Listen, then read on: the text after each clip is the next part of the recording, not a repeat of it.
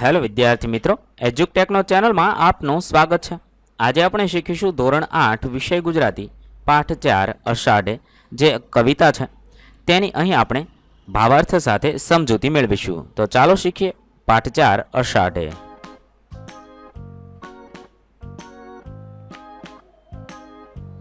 સૌપ્રથમ કવિ પરિચય જોઈએ તો કવિનું નામ છે નટવરલાલ કુબેરદાસ પંડ્યા। कवि नटवरलाल कुबेरदास पंड्या तेमना उपनाम उष्णस्थी वधु जाणीता छे। तेमने नेपथ्य, आर्द्रा, मनोमुद्रा अने तृणनो ग्रह तेमना जाणीता काव्य संग्रह छे। स्पंद अने छंद, अश्वत्थ वगैरे तेमना अन्य पुस्तकों छे। तेमने गुजराती साहित्यनो सर्वोच्च एवो रणजीतराम पुरस्कार प्राप्त थयेलो छे। तेमज साहित्य अकादमी दिल्लीनो पुरस्कार पण एमने प्राप्त थयेला छे। आ काव्यमां अषाढ़ मासमां तणखलू न तोड़वानी वात करीने कवि एमां धरतीना श्वास छे एम उमेरे छे।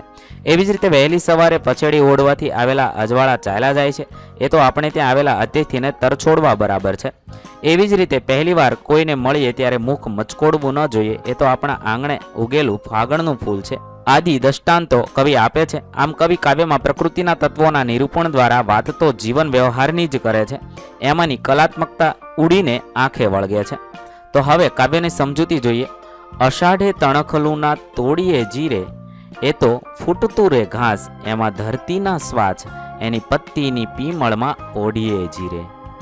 तेनो मतलब छे अषाढ़ मासमां ज्यारे वरसाद शरू थयो होय त्यारे जमीन पर आवेलुं एक नानुं तणखलुं એટલે કે ઘાસનું તણખું પણ નહીં તોડવું જોઈએ। કેમ કે તે તણખલું એ નવા ઉગેલા ઘાસનો એક ભાગ છે। એ ઘાસમાં ધરતી માતાના શ્વાસ રહેલા છે એટલે કે તે જીવનનું એક નિમિત્ત છે। આપણે તેનું રક્ષણ કરવું જોઈએ અને તેના ઉપર દયા દર્શાવવી જોઈએ એવું અહીં પંક્તિમાં કવિ કહેવા માંગે છે। પ્રભાતે પછેડિયુંના ઓડીએ એ જે આવ્યા અજવાળા જાય, આવ્યા વાયુએ વળી જાય, આવ્યા રે અતિથિના તર છોડીએ જીરે। અહીં કવિ કહેવા માંગે છે કે સવારે ઉઠીને પછેડિયું એટલે કે ચાદર ઓઢીને આરામ ન કરતા રહેવું જોઈએ। કેમ કે જ્યારે ઉજિયારો એટલે કે અજવાળું સવારે પ્રકાશ પ્રાપ્ત થાય છે ત્યારે તેને સ્વીકારી લેવું જોઈએ, નહીં કે પાછું છુપાવવું। વાયુ એટલે કે પવન આવીને આગળ નીકળી જાય છે એટલે કે એ પળ ચાલી જાય છે। જો તમે સૂઈ જશો તો એ પળ જતી રહેશે। જો કોઈ અતિથિ આવે તો તેને અવગણવું નહીં, તેને આદરપૂર્વક આવકારવા જોઈએ। આવું અહીંયા જીવનનો મર્મ કવિ સમજાવે છે। મારે આંગણીએ ઉગ્યું એ પરોઢીએ જીરે એ તો ફાગણ કેરું ફૂલ એમાં તે એવી છે ભૂલ પ્રથમ મળ્યા શું મુખના મોડીએ જીરે। અહીંયા કવિ કહેવા માંગે છે કે મારા આંગણામાં એટલે કે મારા હૃદયમાં જીવનમાં કંઈક નવું અને સુંદર ઉગી આવ્યું છે જે ફાગણનું ફૂલ છે। આ એક રૂપક છે, ફાગણના ફૂલનું રૂપક લીધું છે એટલે કે પરસ્પર માનવ પ્રેમ એ સાહજિક છે, એ સહજ છે, એમાં ભૂલ શું છે? એ તો નિર્દોષ છે, સૌંદર્ય અને લાગણીનું સ્વરૂપ છે। એનો આદર થવો જોઈએ, એનાથી દૂર ન ભાગવું જોઈએ। જીવનમાં કોઈ અચાનક તમને મળે તો તેનાથી મુખ ન મરોડવું જોઈએ, આદરથી વાત કરવી જોઈએ, એનો સત્કાર કરવો જોઈએ। એવો અહીં જીવનના કેટલાક મહત્વના પાસાઓ આપેલી કવિતામાં કવિ સમજાવે છે। કવિતા 4ની સમજૂતી પૂર્ણ કરીએ છીએ। હવે આપણે તેના શબ્દાર્થ જોઈએ તો તણખલું તો તરણું અથવા ઘાસની સળી, પીમળ તો સુગંધ, પછેડી તો ઓઢવાની જાદી ચાદર, ઓઢવું તો સૂવું, વાયુ તો પવન, પ્રથમ તો પહેલું, મોડવું તો ફેરવવું થશે। આ રીતે તમે શબ્દાર્થ લખી શકો છો।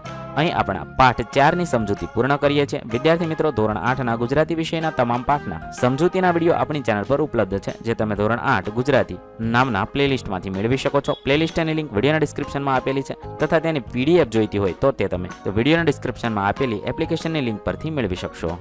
વિદ્યાર્થી મિત્રો, આપેલા વિડીયોની જો તમારે પીડીએફની જરૂર હોય તો તમે આપણી એપ્લિકેશન સ્માર્ટ સાથી પરથી મેળવી શકશો। વિદ્યાર્થી મિત્રો, આપણી એપ્લિકેશન સ્માર્ટ સાથી પ્લે સ્ટોરમાં આવી ગઈ છે જેની અંદર તમે બધા વિભાગ જોઈ શકો છો। તેની અંદર વિવિધ ધોરણ છે, ધોરણ ઉપર ક્લિક કરતા વિવિધ વિષય ખુલશે, વિષય ઉપર ક્લિક કરતા તેની અંદર આવતા પાઠ ખુલશે, તેની અંદરથી તમે પાઠ્યપુસ્તક પણ ડાઉનલોડ કરી શકો છો।